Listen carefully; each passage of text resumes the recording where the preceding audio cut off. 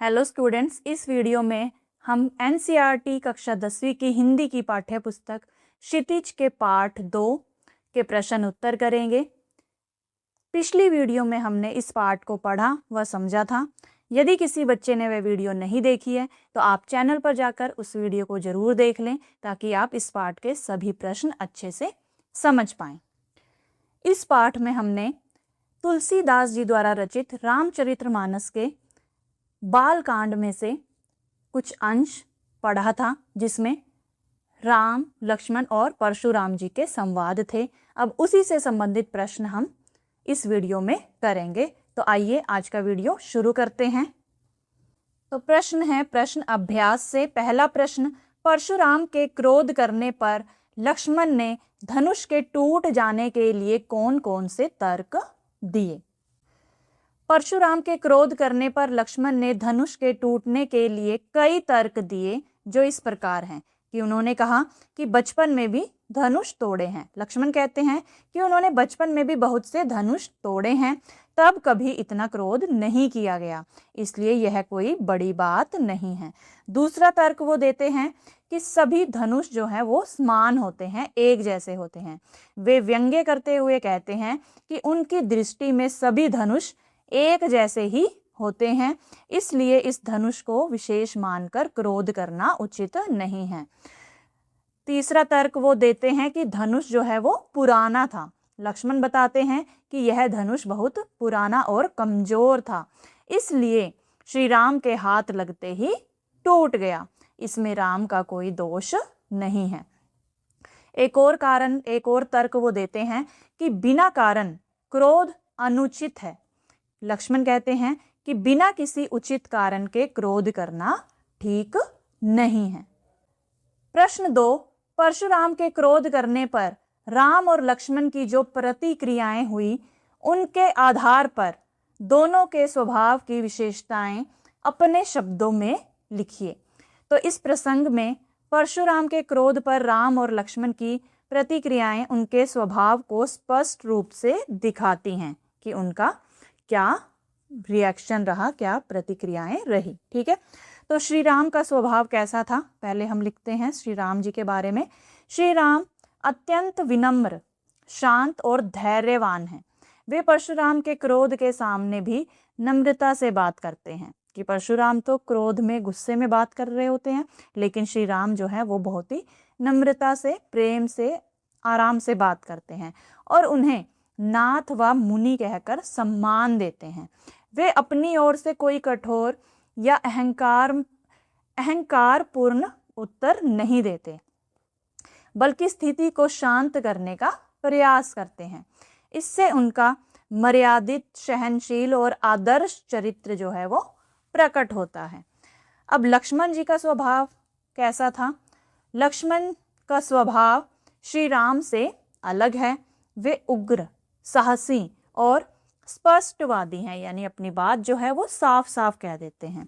परशुराम के क्रोध पर वे व्यंग्यपूर्ण और तीखे शब्दों में उत्तर देते हैं। वे अन्याय सहन नहीं करते और तुरंत प्रतिक्रिया देते हैं। उनके उत्तरों में हास्य, व्यंग्य और निर्भीकता दिखाई देती है। तीसरा प्रश्न, लक्ष्मण और परशुराम के संवाद का जो अंश आपको सबसे अच्छा लगा, उसे अपने शब्दों में संवाद शैली में लिखिए। तो जो भी अंश आपको अच्छा लगा है उसे आपको संवाद शैली में इस प्रश्न के उत्तर में लिखना है। जैसे परशुराम कहते हैं, अरे बालक, तुमने शिवजी का महान धनुष तोड़ दिया और अब हंस रहे हो, क्या तुम्हें अपने प्राणों की चिंता नहीं है। फिर लक्ष्मण मुस्कुराते हुए, हे मुनि, हमने तो बचपन में बहुत से धनुष तोड़े हैं, तब तो कभी किसी ने इतना क्रोध नहीं किया। फिर परशुराम क्रोधित होकर, मूर्ख बालक, यह कोई साधारण धनुष नहीं, भगवान शिव का दिव्य धनुष है। फिर लक्ष्मण व्यंग्य से कहते हैं, हमारी नज़र में तो सभी धनुष एक जैसे ही होते हैं। यह धनुष भी पुराना था, इसलिए छूते ही टूट गया। इसमें हमारे भाई राम का क्या दोष। फिर परशुराम गुस्से में फरसा दिखाते हुए, क्या तुम मेरे इस फरसे को देख नहीं रहे, इससे मैंने बड़े बड़े राजाओं का नाश किया है। फिर लक्ष्मण हंसते हुए, मुनिवर, हमें बार बार फरसा दिखाकर डराने की कोशिश मत कीजिए। हम कोई कच्चे कुम्हड़े नहीं जो इशारे से ही डर जाएं। फिर अगला प्रश्न देखिए, प्रश्न 4। परशुराम ने अपने विषय में सभा में क्या क्या कहा, निम्न पद्यांश के आधार पर लिखिए। ठीक है, तो ये पद्यांश हमें दिया गया है। बाल ब्रह्मचारी अति कोही, विश्व विदित क्षत्रिय कुल द्रोही, भुजबल भूमि भूप बिनु कीन्ही, विपुल बार मही देवन ने दीन्ही, सहस बाहु भुज छेद निहारा, परसु बिलोकु महीप कुमारा, मातु पिति जनि सोच बस करसी महीस किशोर, गर्भन्य के अर्भक दलन, परसु मोर अति घोर। तो इस पद्यांश के आधार पर हमें लिखना है कि परशुराम ने अपने बारे में क्या क्या कहा। तो उत्तर है परशुराम का आत्मवर्णन, अपने बारे में जो वो बता रहे हैं कि वे बाल ब्रह्मचारी और अत्यंत क्रोधी हैं। परशुराम कहते हैं कि वे बाल ब्रह्मचारी हैं और स्वभाव से बहुत क्रोधी हैं। और वो कहते हैं कि क्षत्रियों के शत्रु हैं। क्षत्रियों के शत्रु हैं। वे बताते हैं कि वह पूरे संसार में क्षत्रिय कुल के विरोधी यानी द्रोही के रूप में प्रसिद्ध हैं। अपनी भुजाओं के बल पर पृथ्वी को राजाओं से रहित कर दिया, खाली कर दिया। उन्होंने अपने बल से कई बार पृथ्वी को राजाओं यानी क्षत्रियों से खाली कर दिया और उसे ब्राह्मणों को दान में दे दिया। किसे? भूमि को। फिर वो बताते हैं सहस्त्रबाहु का वध किया। वे गर्व से कहते हैं कि उन्होंने सहस्त्रबाहु यानी कार्तवीर्य अर्जुन की भुजाएं काट डाली थी। और वो बताते हैं अपने बारे में अपने फरसे परशु की शक्ति का वर्णन करते हुए वे लक्ष्मण को अपना भयानक फरसा दिखाकर डराते हैं और कहते हैं कि यह बहुत भयंकर है। अपनी क्रूरता का संकेत देते हैं। वे चेतावनी देते हैं कि उनका जो फरसा है इतना भयानक है कि वह गर्भ में पल रहे शिशुओं का भी नाश कर सकता है। इसलिए सावधान रहो और अपने माता पिता को दुखी मत करो। अगला प्रश्न देखिए, लक्ष्मण ने वीर योद्धा की क्या क्या विशेषताएं बताई। तो लक्ष्मण ने अपने कथनों के माध्यम से एक सच्चे वीर योद्धा की कई विशेषताएं बताई हैं। उनके अनुसार वीर की पहचान इस प्रकार है। तो क्या क्या विशेषताएं होती हैं एक वीर योद्धा में? कि वो शब्दों से नहीं कर्म से वीरता दिखाता है। कि सच्चा जो वीर होता है वह अपनी बहादुरी का ढिंढोरा नहीं पीटता बल्कि युद्ध में अपने कार्यों से अपनी शक्ति दिखाता है। फिर दूसरी विशेषता धैर्य और संयम रखता है। कि वीर व्यक्ति छोटी छोटी बातों पर क्रोध नहीं करता बल्कि शांत और धैर्यवान रहता है। तीसरी विशेषता निर्दोष और कमजोर पर क्रोध नहीं करता। कि वीर कभी बच्चों या निर्दोष लोगों को डराने या नुकसान पहुंचाने की कोशिश नहीं करता। चौथी विशेषता निडर और साहसी होता है। वह किसी से नहीं डरता और हर परिस्थिति का सामना साहस के साथ करता है। और पांचवी विशेषता अहंकार नहीं करता। कि एक जो वीर योद्धा होता है, सच्चा वीर अपने बल और पराक्रम का कभी घमंड नहीं करता। प्रश्न 6, साहस और शक्ति के साथ विनम्रता हो तो बेहतर है। इस कथन पर अपने विचार लिखिए। कि साहस और शक्ति के साथ साथ विनम्रता भी अगर हो किसी में तो वो शक्ति और साहस जो है और उभर कर आता है, बेहतर हो जाता है। तो हमें इस कथन पर अपने विचार लिखने हैं। तो उत्तर है साहस और शक्ति किसी भी व्यक्ति के महत्वपूर्ण गुण हैं क्योंकि इनके बल पर वह कठिन परिस्थितियों का सामना कर सकता है और दूसरों की रक्षा कर सकता है। लेकिन यदि इन गुणों के साथ विनम्रता ना हो तो यही शक्ति अहंकार में बदल सकती है और व्यक्ति दूसरों को कष्ट भी पहुंचा सकता है। विनम्रता व्यक्ति को संतुलित बनाती है। यह उसे सिखाती है कि अपनी ताकत का उपयोग सही समय और सही उद्देश्य के लिए करना चाहिए। विनम्र व्यक्ति अपनी उपलब्धियों पर घमंड नहीं करता और दूसरों का सम्मान करता है। ऐसे व्यक्ति का साहस और शक्ति समाज के लिए उपयोगी बन जाते हैं। इसके विपरीत केवल शक्ति और साहस होने पर व्यक्ति घमंडी बन सकता है और दूसरों को छोटा समझ सकता है। इससे उसके संबंध जो हैं वो भी खराब हो जाते हैं। इसलिए साहस और शक्ति के साथ विनम्रता का होना भी बहुत ही जरूरी है। अगला प्रश्न है भाव स्पष्ट कीजिए। तो यहाँ पर कुछ पंक्तियां दी गई हैं, हमें इनके भाव स्पष्ट करने हैं। तो पहली पंक्तियां देखते हैं।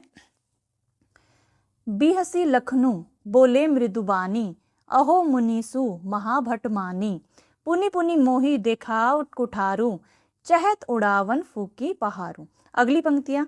इहाँ कुम्हड़ बतिया को नाही, जे तर्जनी देखी मरी जाही, देखी कुठारू सरासन बाना, मैं कछु कहा सहित अभिमाना। तो यहाँ पर पहली पंक्तियों का भाव क्या है?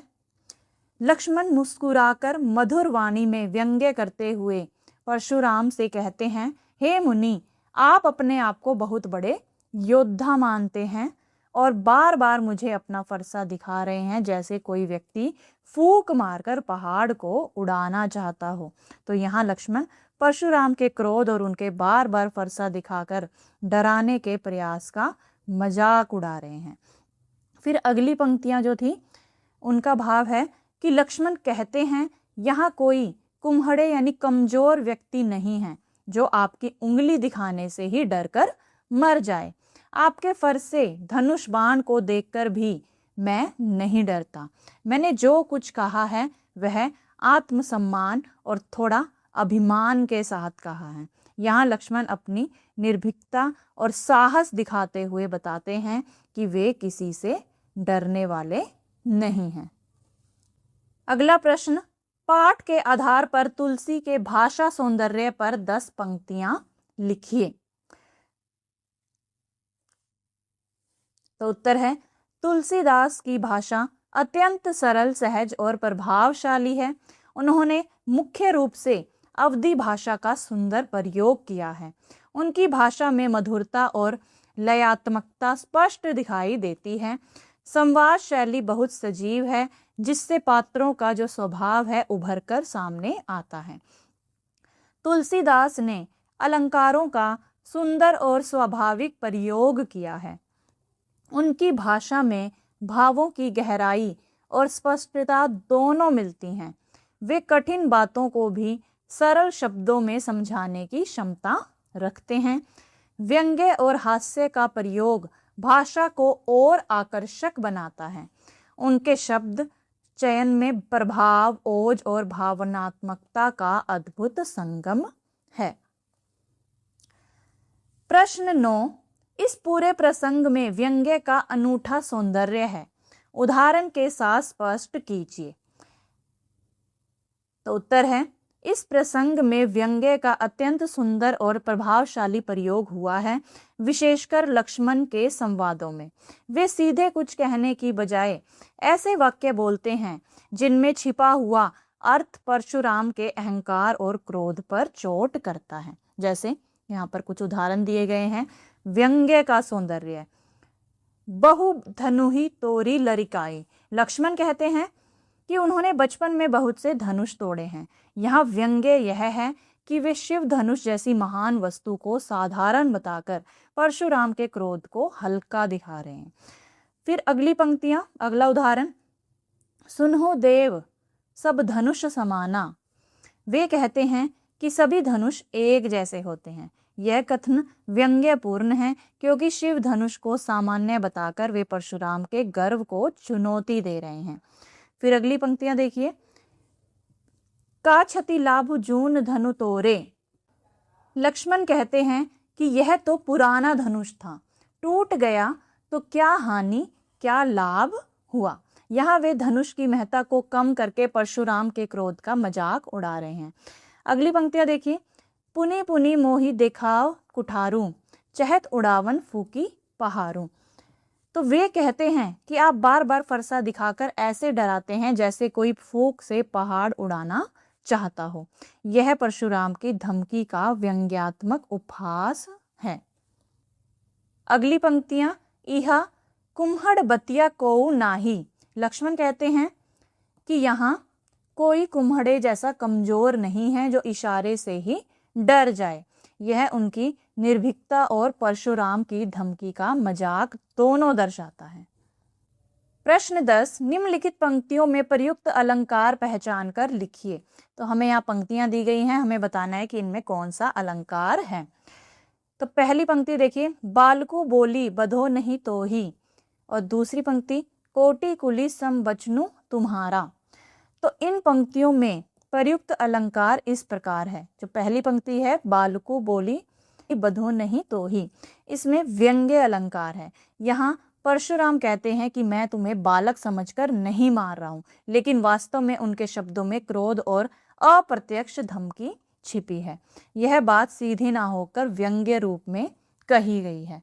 और दूसरी जो पंक्ति थी, कोटि कुलिस सम बचनु तुम्हारा, इसमें उपमा अलंकार है। यहाँ लक्ष्मण ने परशुराम के वचनों की तुलना कोटि कुलिस यानी अनेक वज्र से की है।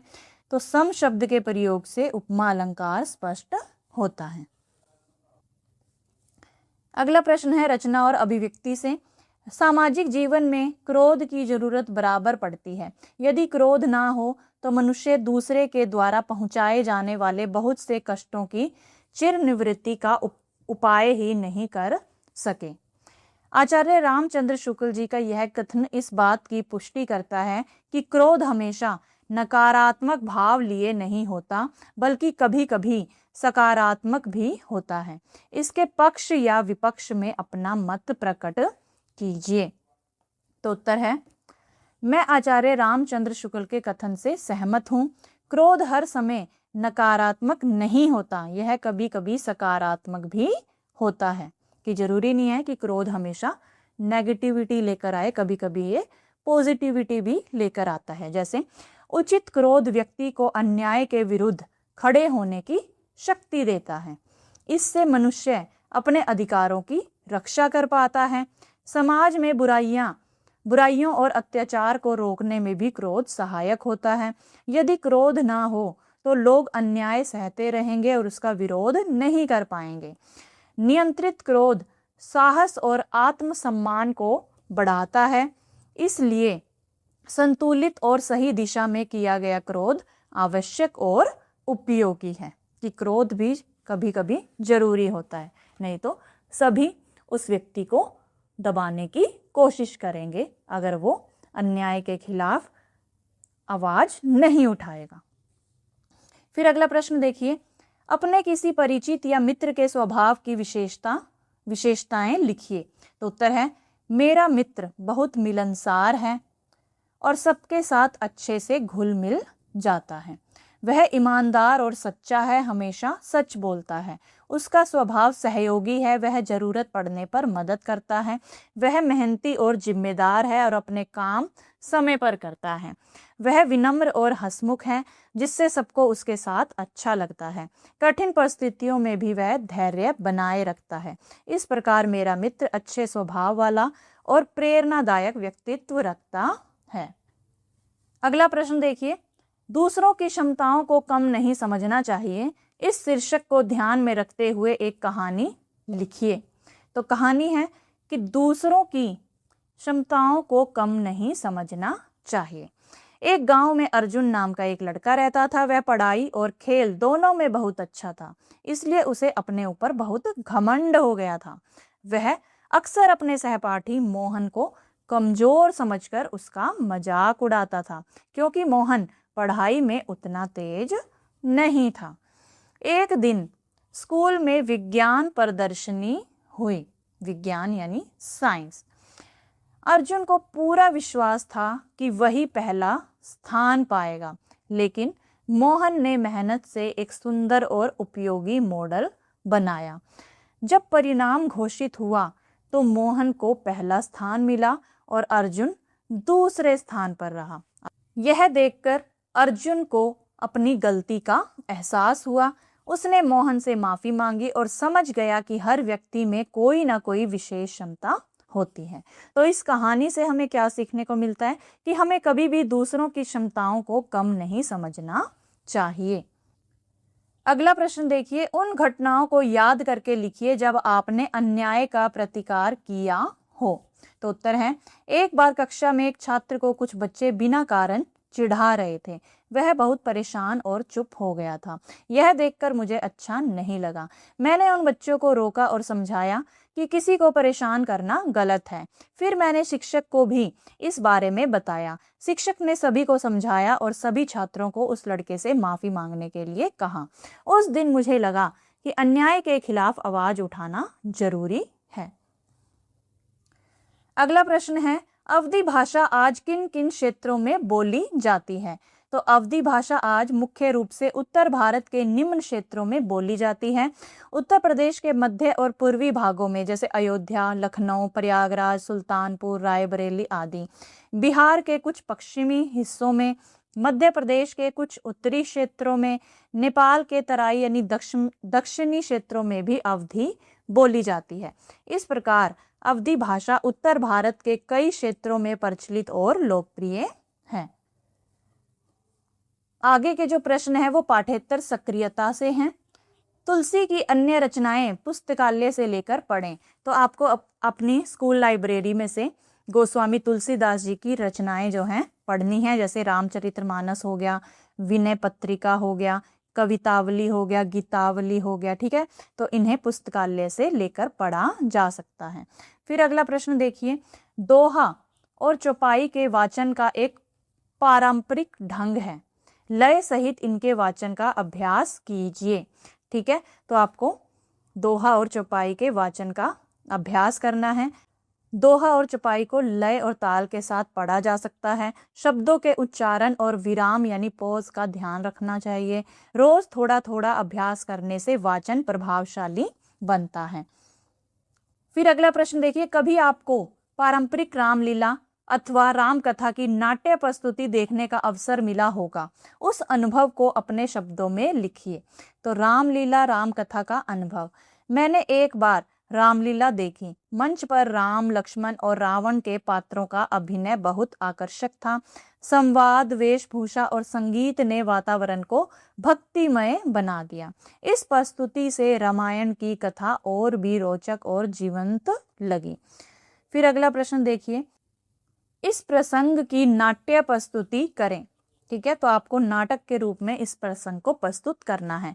जैसे पात्र चुन ले, सबसे पहले राम, लक्ष्मण, परशुराम आदि। ठीक है, संवाद याद करें, उनके बीच जो भी बातचीत हुई, उनके डायलॉग्स जो हैं उन्हें याद करें और भाव के साथ बोलें। हाव भाव और अभिनय पर ध्यान दें।